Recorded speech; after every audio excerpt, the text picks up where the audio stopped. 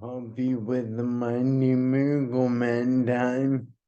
So I was thinking about the difference between ego and dignity. Ego is loud and obtrusive. It says, look at me, I'm great.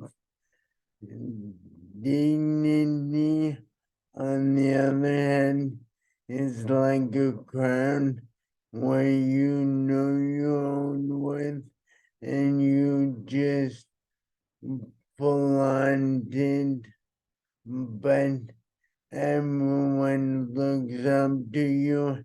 You don't have to be obnoxious about it.